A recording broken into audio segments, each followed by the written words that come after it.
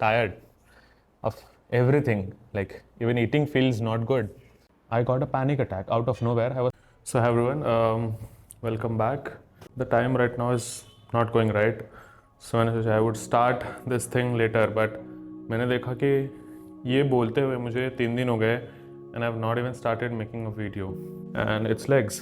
Just by stressing 2 days, I have lost 1.5 to 2 kgs drastically one night and it drained my weight. There are few times जब emptiness kills you. मुझे एक time पे लोगों की आदत हो गए थे and now I'm all alone and life teaches you to be alone.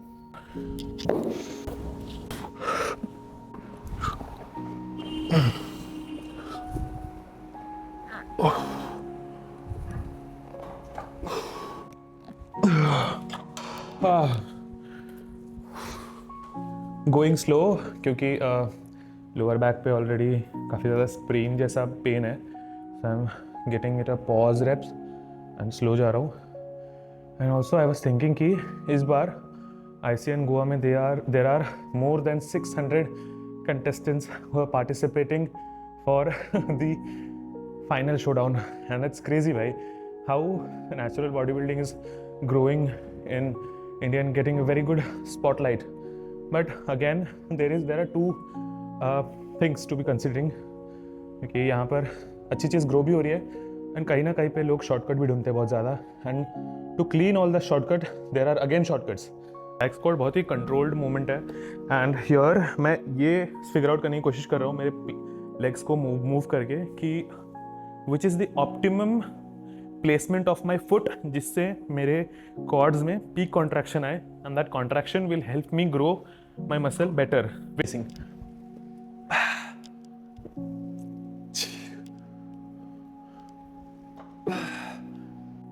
Somewhere और द अदर वे मुझे ऐसा लगता है जब आप कुछ छोटी छोटी चीज़ें बिल्ड करने लगते हो आपके अंदर वो मेल ईगो बिल्ड हो जाता है एंड यू थिंक कि आपके अराउंड एक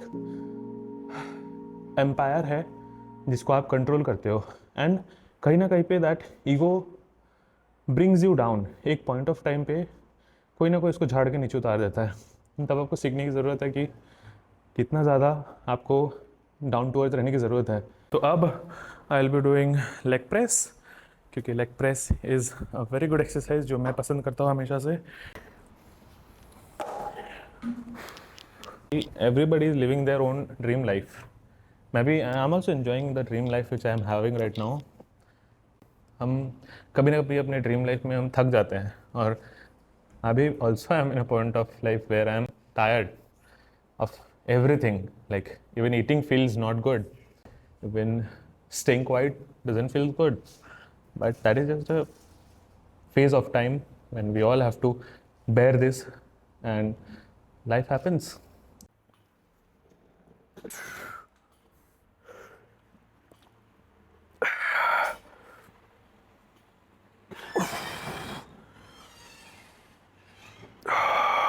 मैं हमेशा फिनिशर में क्वाड्स में एक्सटेंशन को ही प्रेफर करता हूँ क्योंकि काफ़ी ज़्यादा एक स्टेबल एक्सरसाइज है क्योंकि जो sitting posture is already intact. जो लेग मूवमेंट्स है सिर्फ क्वाड्स के मूवमेंट्स ही ज़्यादा एंगेज होते हैं and the rest of your body is not involved.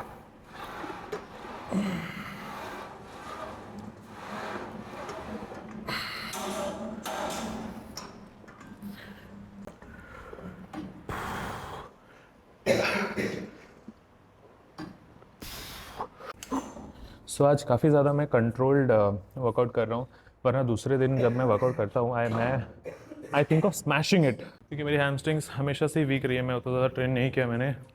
तो हैमस्ट्रिंग्स में I am gonna do stiff leg deadlifts.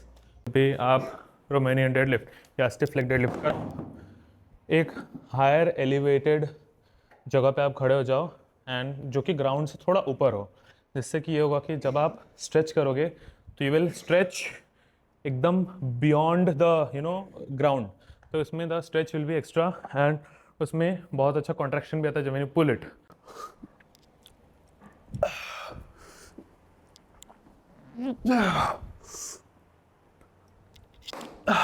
It was nice.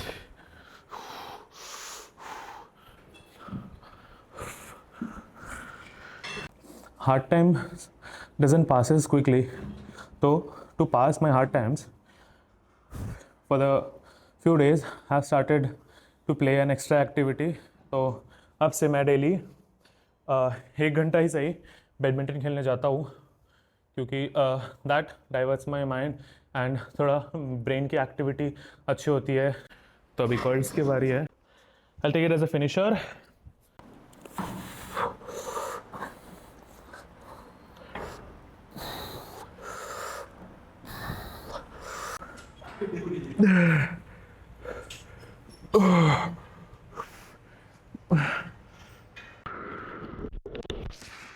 So, since last 2 years, I was all right. And then out of nowhere, I thought, it's okay. It takes time, but not everyone is the same. And yes, nobody is the same. It's my fault that I was carrying some past traumas in my mind that never healed properly. And day before yesterday, परसों की बात है, when I got a panic attack out of nowhere. I was talking to a friend and out of nowhere, I was panicking like something. I know this might sound very unreal or very non-ethical, पर मेरे लिए it is. हमारे साथ कुछ events ऐसे होते हैं जब हम we go out of our control, and that feeling was so bad. I wished I had death than having that bad feeling. सर्दी थी, ठंड थी बहुत ज़्यादा, and I was still sweating like something, stressing a lot, panicking, the fear of losing people, the fear of being alone. And वो अचानक से इतना ज़्यादा हिट हुआ, I couldn't sleep the entire night. And the next 2 days were also horrible. Even I am feeling the effects of it right now. I mean, थोड़ा बहुत ही सही, but it is affecting. And maybe वो इसीलिए लग रहा होगा, मेरे अंदर कहीं ना कहीं पे एक छोटा सा ईगो पनप रहा है जो मुझे कहता है कि maybe you have build something definitely out of hard work only. पर एक समय आता है जब we all have that small amount of ego when we achieve little things, and that has come. And after that मुझे ऐसा लगने लगा कि ठीक है, I am the greatest, I can do anything, I can achieve everything. But I was not looking the other aspects of my life where my emotions and past things overrided me. It just overlapped me and it just wrapped me into itself so badly that I had to go through a lot of talking stages to so many people.